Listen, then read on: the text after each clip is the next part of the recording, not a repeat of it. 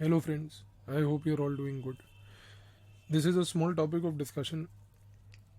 India as a technology leader at the global level.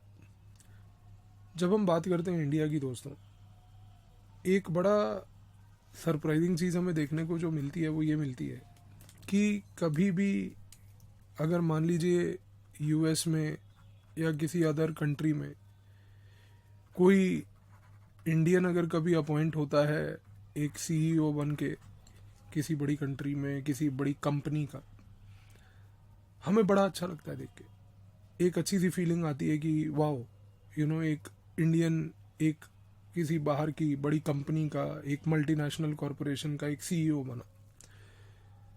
2-4 दिन ये feeling अच्छी हमारे में रहती है, लेकिन दिक्कत ये है कि ये 2-4 दिन के बाद ये फीलिंग डिसिपेट कर जाती है, ख़त्म हो जाती है। हम कभी ये नहीं सोचते दोस्तों कि इंडिया के लोग बाहर की कंट्री में जाके अगर सीईओ बन सकते हैं, एक बड़ी कंपनी के लीडर बन सकते हैं, तो फिर इंडिया में ये चीज़ क्यों नहीं होती? हमारा प्रॉब्लम कहाँ था? हमारा प्रॉब्लम क्या था? और इस प्रॉब्लम को हम लोग कैसे रेक्टिफाई करें? तो इस छोटे से वीडियो में हम लोग ये एक थॉट को समझ के जानने की कोशिश करेंगे दोस्तों। तो जब हम बात करते हैं एक तरीके से इंडिया की कि क्या इंडिया एक तरीके से ग्लोबल लेवल पे टेक्नोलॉजी लीडर बन सकता है या नहीं बन सकता, तो सबसे पहले ये देखते हैं कि समस्या और प्रॉब्लम थी कहाँ और ये क्यों हुई। अगर हम एक जनरल सा डिस्कशन करें, एक जनरल सा एनालिसिस करके इंट्रोस्पेक्ट करें, तो अक्सर ऐसा बोला जाता है कि ये प्रॉब्लम इसलिए आई कि भाई कहीं ना कहीं हमारे यहाँ के जो लोग थे, जो खास करके पढ़े लिखे लोग थे, ये सारे उठ के जो है एक तरीके से बाहर की वेस्टर्न कंट्रीज़ में चले गए। और ये वेस्टर्न कंट्रीज़ में इसलिए चले गए बिकॉज वेस्टर्न कंट्रीज़ में कहीं ना कहीं वहाँ पर अपॉर्चुनिटीज़ थी। और ऐसा बोला जाता है फिर कि अगर हम देखें तो इंडिया जो लैक करा, वो लैक करा इसलिए क्योंकि इंडिया में कहीं ना कहीं अपॉर्चुनिटीज़ जो हैं दोस्तों हम लोग क्रिएट नहीं कर पाए। ऐसा बोला जाता है कि we could not create these opportunities in India. तो ये बोलते हैं कि भाई इंडिया में क्योंकि मार्केट एक तरफ से एक तरीके से पूरी डेवलप नहीं हो पाई, तो इस कारण से लोग हमारे जो है वो अपॉर्चुनिटीज़ को रियलाइज़ नहीं कर पाए और वो बाहर चले गए। इस आर्ग्यूमेंट को लोग ऐसे बिल्ड करते हैं फिर आगे जाके और बोलते हैं कि ये सिर्फ एक मार्केट का फेलियर नहीं है बल्कि ये स्टेट का फेलियर है, कि स्टेट ने कभी मार्केट को ग्रो करने नहीं दिया, मार्केट को एक तरीके से वो स्पेस नहीं दिया ग्रो करने की। तो ऐसा बोला जाता है दोस्तों। ये बात बिल्कुल सही है कि हमारे यहाँ पर अपॉर्चुनिटीज़ नहीं थी। ये बात भी बिल्कुल सही है कि भारत जब आज़ाद हुआ तो उसके बाद जो हमने एक तरीके से प्लान्ड इकोनॉमिक मॉडल अपनाया, उस प्लान्ड इकोनॉमिक मॉडल में कहीं ना कहीं हम लोग इस चीज़ को लीवरेज नहीं कर पाए कि भाई जो हमारे पास टैलेंट था या टैलेंट प्रोड्यूस हो रहा था उसको हम लोग कहीं रिटेन नहीं कर पाए। और हम ये बोलते हैं कि इस कारण से जब ये लोग वेस्टर्न कंट्रीज़ में गए तो वहाँ पर इनको अपॉर्चुनिटीज़ मिली। लेकिन दोस्तों एक नरेटिव और होता है इस पूरे डिस्कशन में, और उस नरेटिव में ये बोला जाता है कि ये जो वेस्टर्न कंट्रीज़ हैं, इन वेस्टर्न कंट्रीज़ में मार्केट्स जो हैं वो बहुत बड़ा रोल प्ले करती हैं इन लोगों को अट्रैक्ट करने में, इन लोगों को बुलाने में, इन लोगों को रिटेन करने में। लेकिन दोस्तों इस पूरे नरेटिव में जो वेस्टर्न कंट्रीज़ का है कि western countries are a land of opportunities, कि western countries give that space to the people who are technologically skilled to come flourish and grow. दोस्तों इस पूरे नरेटिव में जो हम पॉइंट मिस कर जाते हैं अक्सर, वो ये पॉइंट है कि क्या वेस्टर्न कंट्रीज़ में मार्केट इकलौता एक ऐसा फैक्टर है जिसकी वजह से ये लोग वहाँ पे जाके ग्रो कर सक रहे हैं? क्या मार्केट एक ऐसा फैक्टर है जो इकलौता फैक्टर है जिसकी वजह से वेस्टर्न कंट्रीज को एक ये टैग दिया जाता है कि they are the land of opportunities? ऐसा नहीं है दोस्तों, ये एक नज़रिया है देखने का। आप किसी भी वेस्टर्न कंट्री को देखिए, फॉर इंस्टेंस अगर हम यूएस की ही बात करते हैं तो हम यूएस में क्या देखते हैं दोस्तों?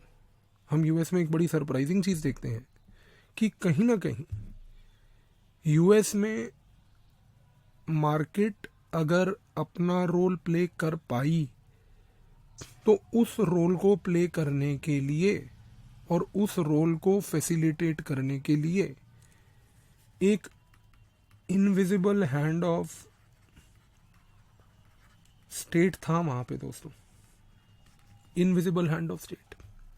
इनफैक्ट मैं थोड़ा प्रिसिशन बेस्ड अगर बात करूं तो मरियाना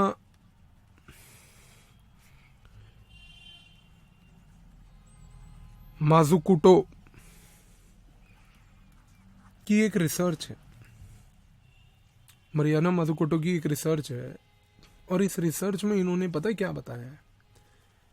इन्होंने ये स्टडी करके बताया दोस्तों कि यूएस में वो सारी इंडस्ट्रीज, वो सारे एमएनसीज जो आज की डेट में एक तरीके से ग्लोबल लेवल पे छाए हुए हैं, चाहे वो गूगल हो, चाहे वो एप्पल हो, ये सारे के सारे जितने एमएनसीज हैं ना दोस्तों, मरियाना मजुकुटो ने बताया कि कहीं ना कहीं ये ग्रो इसलिए कर पाए क्योंकि इन सारे एमएनसीज को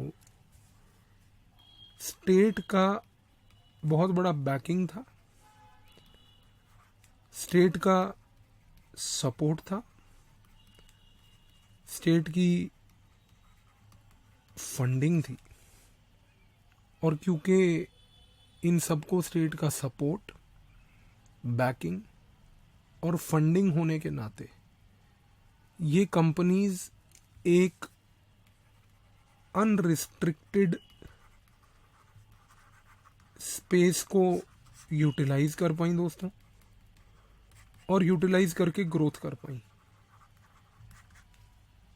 तो यहां पर समझने की कोशिश कीजिए कि जब हम ये बात बोलते हैं कि भाई क्या इंडिया जैसी कंट्री एक टेक्नोलॉजी लीडर बन पाएगी या नहीं, इसमें सबसे बड़ी चीज़ ये है कि इंडिया जैसी कंट्री अगर एक टेक्नोलॉजी लीडर बनना चाहती है तो मार्केट का होना और मार्केट का इंडिया में प्रेजेंस होना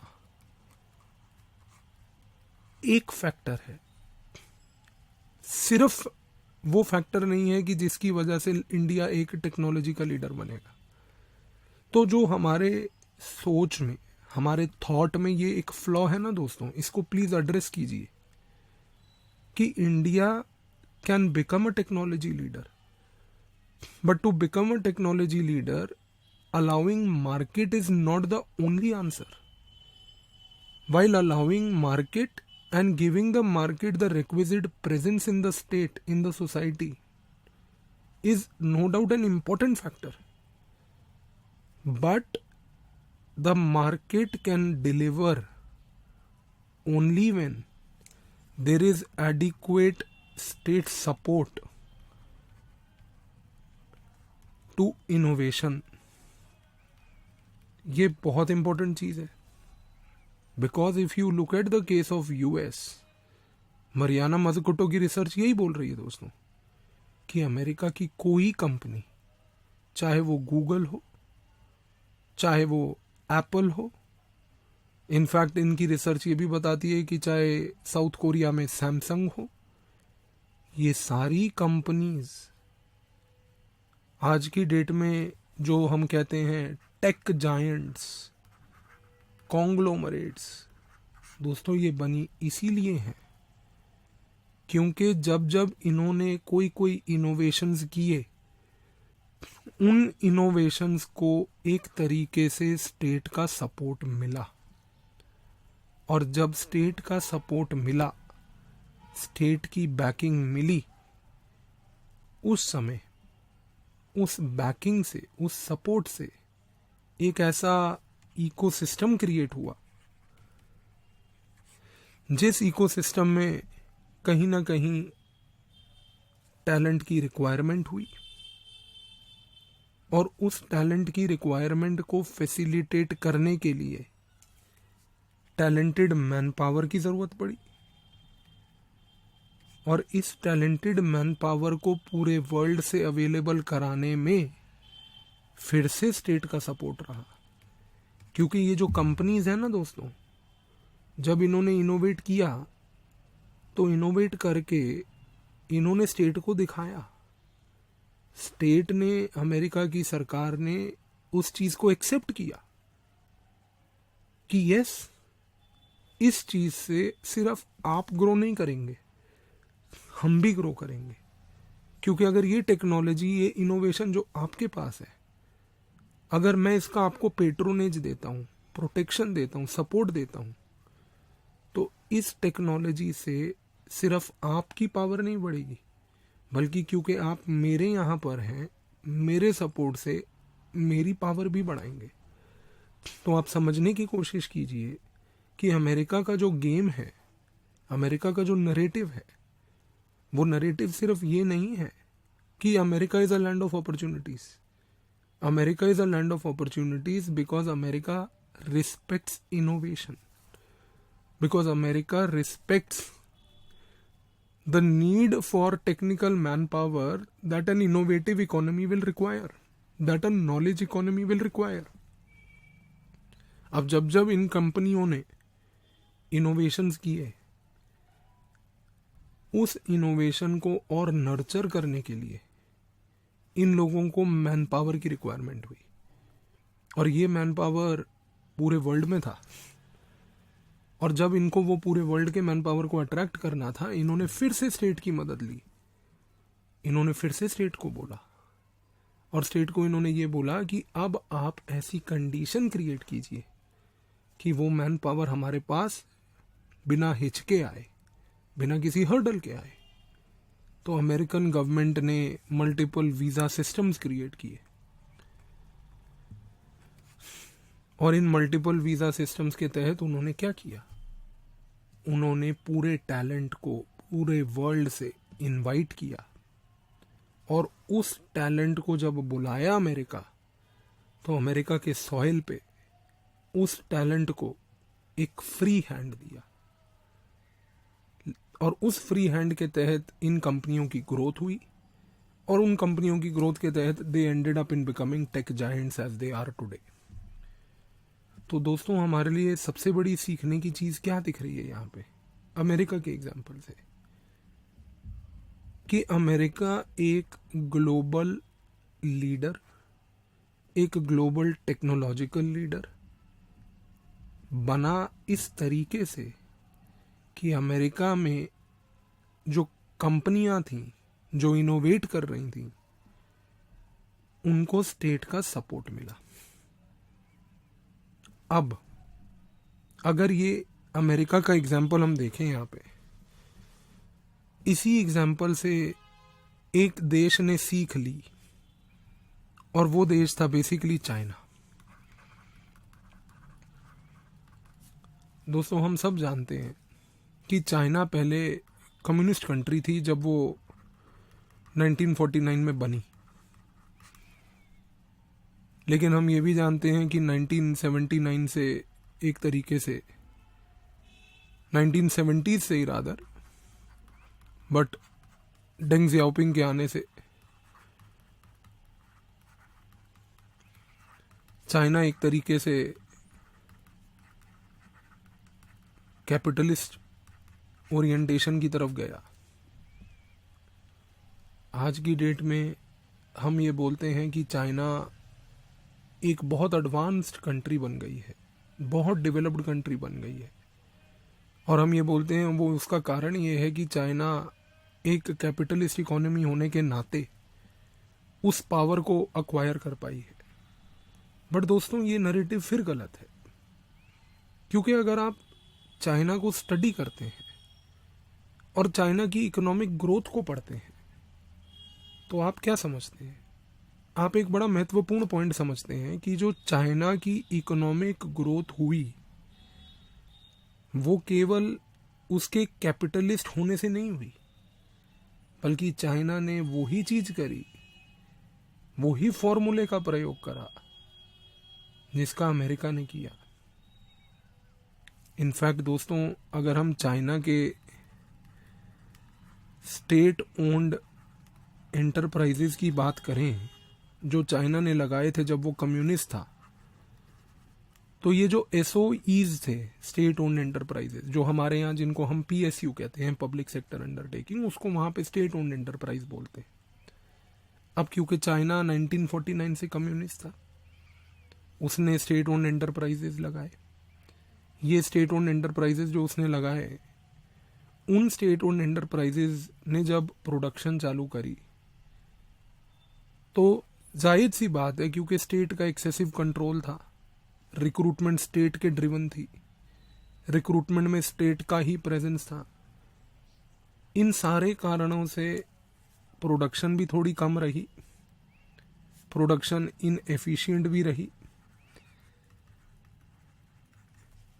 स्कोप प्रोडक्शन का था बट मैन पावर उसको एडिक्वेटली प्रोड्यूस नहीं कर पाया, और कहीं ना कहीं करप्शन बढ़ा।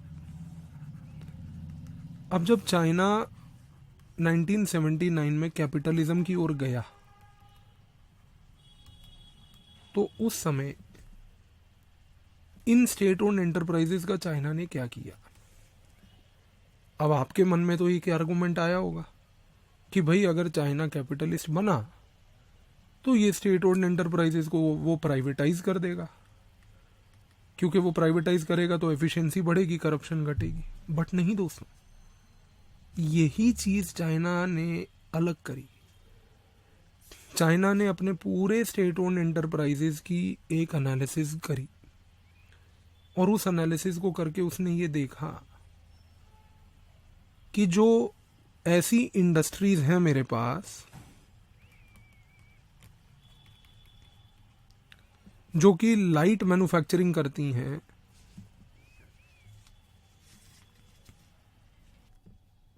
चाइना ने बड़ी सिंपल सी स्ट्रेटेजी रखी दोस्तों। उसने अपने जितने भी इंडस्ट्रीज का एनालिसिस किया, अपनी जो ये स्टेट ओन्ड एंटरप्राइजेस थी उसका एनालिसिस किया, वो करके उसने ये देखा कि ये जो लाइट मैन्युफैक्चरिंग कर रही हैं और या फिर वो इंडस्ट्रीज जो एक्सपोर्ट का काम कर रही हैं, इसने इन इंडस्ट्रीज को प्राइवेटाइज कर दिया। और जब चाइना ने इन इंडस्ट्रीज को प्राइवेटाइज कर दिया, उसने अपने पास कौन सी इंडस्ट्री रखी स्टेट के पास? उसने स्टेट के पास सारी की सारी स्ट्रेटेजिकली इंपॉर्टेंट इंडस्ट्रीज रख ली, जिसमें एक तरीके से चाहे आपका टेलीकम्युनिकेशन हो, केमिकल्स हो, या आपका एक तरीके से इलेक्ट्रॉनिक्स हो, पेट्रोकेमिकल्स हो, ये सारी इंडस्ट्रीज चाइना ने अपने पास रख ली। सरकार ने बोला कि हम रखेंगे इसका कंट्रोल, और सरकार ने ये बोला कि इन इंडस्ट्रीज को दिशा हम दिखाएंगे। तो आप चाइना का एक्सपीरियंस समझिए दोस्तों। वो इंडस्ट्रीज जो मार्केट खुद बेटर परफॉर्म कर सकती थी, वो इंडस्ट्रीज को प्राइवेटाइज किया, सबको नहीं किया। कोर इंडस्ट्रीज स्ट्रेटेजिकली इंपॉर्टेंट, जिससे चाइना पावर डिस्प्ले कर सकता है, वो इंडस्ट्रीज उसने अपने पास रखी।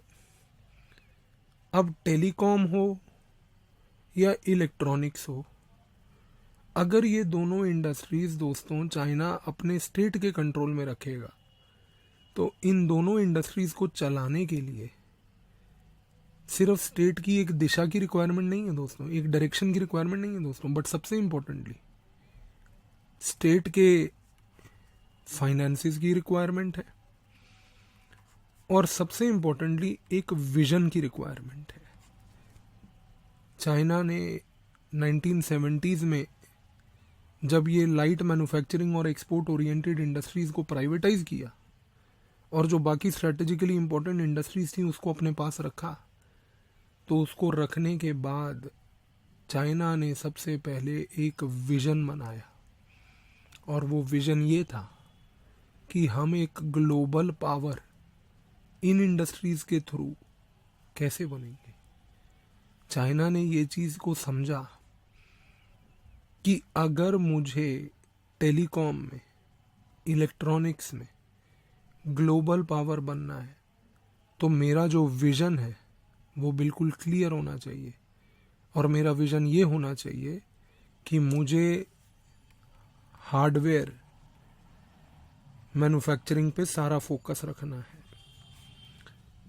दोस्तों, चाइना ने 1970s से सारे के सारे इंडस्ट्रीज को लेके एक डायरेक्शन, एक विजन तैयार कर लिया, और वो विजन ये था कि हम ग्लोबल पावर बनेंगे। और ग्लोबल पावर बनने का तरीका ये है कि हमें हार्डवेयर मैन्युफैक्चरिंग पे सारा थ्रस्ट देना है। तो यहाँ पर चाइना ने क्या किया कि सारे के सारे इस हार्डवेयर मैन्युफैक्चरिंग में जो हर्डल्स थे, जो बॉटलनेक्स थे, वो कोई भी हों, वो हर्डल्स और बॉटलनेक्स चाहे मिनरल्स के इंपोर्ट के हों, हर्डल्स और बॉटलनेक्स रिसोर्स एक्सेस के हों, हर्डल्स और बॉटलनेक्स कोई ऐसे देश के साथ रिश्ते हों जो अभी तक अच्छे नहीं थे, चाइना ने कहा हम अच्छे बनाएंगे। उन्होंने डिप्लोमेसी को, रिसोर्स को, इकोनॉमी को, विजन को, सबको फ्यूज कर दिया, और सबको फ्यूज करके एक कलेक्टिव इकोसिस्टम बना लिया। और दोस्तों, इस इकोसिस्टम के तहत देखिए क्या हुआ कि चाइना ने एक क्लियर विजन के साथ, एक क्लियर डायरेक्शन के साथ अपनी ग्रोथ की जर्नी चालू करी। और जब उसने इस क्लियर विजन, इस क्लियर डायरेक्शन के साथ अपनी ग्रोथ की जर्नी चालू करी, इस जर्नी में चाइना को कोई हर्डल नहीं आया। उसने हर जगह देखा कि जहां जहां मुझे कोई मसला है, कोई समस्या है, मैं उसका हल करूंगा। उसका हल निकाला, और उस हल को निकाल के दोस्तों चाइना ने वहाँ से रिसोर्स लिया, अपने लोगों को स्किल दिया, अपने लोगों को ट्रेनिंग दी, अपने लोगों को मैन पावर दिया, बुला के उनको एक तरीके से इकोसिस्टम बनाया। लेकिन क्योंकि चाइना कैपिटलिस्ट था, अब कैपिटलिस्ट होता है तो क्या होगा कि भाई वो बाहर से भी कोई फॉरेन कंट्री का प्लेयर है, वो भी चाहेगा कि भाई अब मैं चाइना में आऊँ और यहाँ पर आके जो है प्रोडक्शन करूँ, क्योंकि चाइना में लेबर बहुत है, सस्ती लेबर है। यूरोप और अफ्रीका में और अमेरिका में तो महंगी लेबर होगी, चाइना में सस्ती लेबर थी। तो चाइना ने फॉरेन कंपनीज को बोला आइए, हमें कोई आपत्ति नहीं है अगर आप हमारे यहाँ पर आके प्रोडक्शन करते हैं, हमारे यहाँ पर आके प्रोडक्ट्स को बनाते हैं। लेकिन दोस्तों, चाइना ने एक चीज़ बोली। चाइना ने कहा कि अगर आप हमारे यहाँ पर आते हैं और अगर हमारे यहाँ पर आके आप प्रोडक्शन करते हैं तो आपको पहली बात हमें टेक्नोलॉजी ट्रांसफ़र करनी पड़ेगी। चाइना ने दोस्तों पहले दिन से ये क्लैरिटी रखी कि आप आइए, आप करिए यहाँ पर, बट आपको टेक्नोलॉजी ट्रांसफ़र करके टेक्नोलॉजी को शेयर करना पड़ेगा। और दूसरा, आपको सारा का सारा प्रोडक्शन लोकलाइज करना पड़ेगा। आप लोकलाइज प्रोडक्शन कीजिए, यानी कि हमारी मैन पावर को यूज़ कीजिए। दोस्तों, इसका फ़ायदा समझिए। अगर कोई कंपनी बाहर से चाइना जाती है कि चाइना में लेट से टैक्स रेट कम है, चाइना में लेबर लॉ इतना इफेक्टिव नहीं है, चाइना में लेबर अबंडेंट है, किसी भी कंपनी के लिए ये सारे पॉजिटिव फैक्टर हैं। लेकिन चाइना ने क्या बोला? चाइना ने बोला कि आप आके टेक्नोलॉजी ट्रांसफ़र करके प्रोडक्शन लोकलाइज कीजिए। दोस्तों अब आप एक फ़र्क समझ रहे हैं इंडिया और चाइना के बीच में, कि इंडिया ने कॉरपोरेट टैक्स घटा लिया, लेबर लॉ हमने एक तरीके से आप कह सकते हैं कि भाई रैशनलाइज कर लिए। जो शब्द हम लोग ऑफिशियली यूज़ करते हैं वो है रैशनलाइज। रियलिटी में तो रैशनलाइजेशन का मतलब ये है कि भाई हमने लेबर लॉज को और कॉरपोरेट कंप्लाइंट कर दिया, कि जो कॉरपोरेट्स थे उनका जो एक तरीके से हर्डल्स आते थे उनको लेबर लॉज को लेके उनको और रिलैक्स कर दिया। तो कई बार गवर्नमेंट ये भी बोलती है रिलैक्स्ड लेबर लॉज। तो वो रिलैक्स्ड दोस्तों लेबर के पर्सपेक्टिव से नहीं, कॉरपोरेट के पर्सपेक्टिव से। हमने ये भी कर दिया और हमारे यहाँ लेबर भी अबंडेंट है, वो तो हमारा एक तरीके का नेचुरल रिसोर्स है। तो दोस्तों फिर हम मारे कहाँ पे गए? हमारे पास भी टैक्स रेट कम है, रैशनलाइज्ड लेबर लॉज हैं, लेबर भी है, हम मारे एक जगह गए दोस्तों, और वो जगह थी कि हमने कभी किसी कंपनी को टेक्नोलॉजी ट्रांसफ़र और लोकलाइज्ड प्रोडक्शन के लिए एम्फसाइज नहीं किया, कभी नहीं। अगर हम ये चीज़ कर बैठते 1990s से, जब से हमने लिबरलाइजेशन किया था, अगर हम ये चीज़ कर बैठते ना दोस्तों कि जो भी कंपनी आ रही है हम उसको सिर्फ इतना बोल देते कि आप टेक्नोलॉजी ट्रांसफ़र कीजिए, लोकलाइज्ड प्रोडक्शन कीजिए, तो दोस्तों आज की डेट में भारत एक टेक्नोलॉजी का लीडर होता। उसका रीज़न आपको पता है? उसका रीज़न ये है कि इस पॉइंट की नींव हमने रखी थी 1990s से पहले, जब हमने अपनी कंट्री ब्रिटिशर से मुक्त कराई। हमने तब एक पूरा इकोसिस्टम क्रिएट किया दोस्तों। उस इकोसिस्टम में हमने क्या किया? हमने टैलेंट को यूटिलाइज करने के लिए उसको ट्रेन किया। हमने आईआईटीज़ का गठन किया, एनआईटीज़ का गठन किया। हमने ये प्रीमियर इंस्टीट्यूशंस बनाए जहाँ पर टैलेंट नर्चर हो पाता। 1950s से 1990s तक ये टैलेंट नर्चर तो होता रहा, लेकिन ये बेचारा नर्चर होके क्या करता? इसके पास कोई ऑप्शन नहीं था। तो उस स्थिति में क्या दिक्कत हुई कि ये टैलेंट बाहर भागता रहा। अब 1990s में हमने क्या कर दिया? हमने इकोनॉमी को लिबरलाइज करके बोला अपॉर्चुनिटीज़ हैं, लेकिन तब तक एक ऐसा सिस्टम बन चुका था कि ये टैलेंट यहाँ से पास होके बाहर ही जाता था, और वो बाहर इस कारण से जाता था क्योंकि यहाँ पर टेक्नोलॉजी ट्रांसफ़र नहीं हो रहा था, लोकलाइज्ड प्रोडक्शन नहीं हो रही थी। अब आप एक मिनट के लिए ऑल्टरनेटिवली सोचते दोस्तों कि अगर मान लीजिए 1990s के बाद जब हमने इकोनॉमी लिबरलाइज करी, उस समय मान लीजिए कि हम लोग हर कंपनी के लिए ये एक प्रोविज़न जो है मैंडेटरी कर देते कि आपको टेक्नोलॉजी ट्रांसफ़र करके शेयर करके लोकलाइज ही करनी है प्रोडक्शन, तो इसका इम्प्लीकेशन क्या होता कि जो जो कंपनियां यहाँ आती वो हमारा एग्जिस्टिंग टैलेंट ही उठाती और एग्जिस्टिंग टैलेंट को बाहर ले जाने के बजाय उसको यहीं पर अब्जॉर्ब कर लेती। और जब उसको अब्जॉर्ब कर लेती ना दोस्तों, तो अब्जॉर्ब करने के बाद इंडिया खुद एक तरीके का टेक्नोलॉजी लीडर बन जाता। तो इस पूरे डिबेट से जो हमने डिस्कशन करी दोस्तों, उससे लर्निंग हमारे लिए क्या है? हमने एक कंपैरिजन चाइना का और एक कंपैरिजन यूएस का लिया। इन दोनों से दोस्तों हमारी एक सिंगल पॉइंट लर्निंग है, privatisation is not the answer always, and specifically privatisation of PSUs is not the answer always. Invisible hand of the state is the most important part for any country to grow. If India has to grow, then the state and the market have to work together. क्योंकि दोस्तों किसी country की growth में आइसोलेटेडली अगर कोई एक काम किया है तो ग्रोथ नहीं हुआ है। तो स्टेट को पब्लिक एक्सपेंडिचर करना पड़ेगा और मार्केट को वो पब्लिक एक्सपेंडिचर को यूटिलाइज करके इनोवेट करना पड़ेगा, और इस फ्यूजन से इंडिया एक टेक्नोलॉजी का लीडर बन पाएगा। तो आई होप इस छोटी सी डिस्कशन से आपको एक फ्रूटफुल थॉट, एक फॉडर आपको मिला। So we will have more discussions on more topics in the subsequent classes. Thank you.